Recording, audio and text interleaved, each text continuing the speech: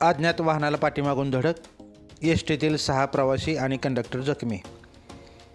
22 August रोजी रात्री 1 वाजण्याच्या सुमारास सोलापूर पुणे महामार्गावर खंडाळी पाटी येथील हॉटेल वीर तेजजी समोर एसटी बस क्रमांक MH14 BT 4578ची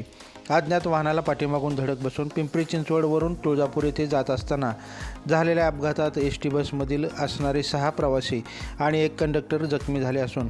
सदर जखमींना शेटपळ येथील 108 या शासकीय रुग्णवाहिकेमधून डॉक्टर पाटील, रुग्णवाहिका चालक ज्योतिराम चव्हाण आणि वरवडे टोलनाका येथील रुग्णवाहिकेमधून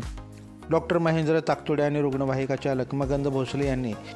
ग्रस्ती पथकाच्या मदतीने मोहोळ आणि सोलापूर येथील शासकीय रुग्णालयात जखमींना पुढील उपचारासाठी तात्काळ दाखल केले असून सदर अपघाताची माहिती मिळताच वरवडे टोलनाका येथील ग्रस्ती पथक अमर पाटील, नवनाथ मोरे, बंडू गायकवाड, रुग्णवाहिका पथक मोडणीम महामार्ग पोलीस मदत केंद्राचे प्रभारी अधिकारी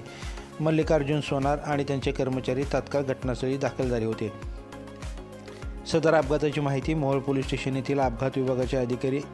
आदिलिंगे आणि सर्जेराव यांना दिली असल्याची माहिती वरवडे टोल प्लाझा येथील ग्रस्ती पथकाचे प्रमुख अमर पाटील यांनी दिली आहे। लाईव्ह महाराष्ट्र झोन न्यूजच्या यूट्यूब चॅनलला सबस्क्राईब करा, तसेच आमच्या फेसबुक पेजलाही फॉलो करा।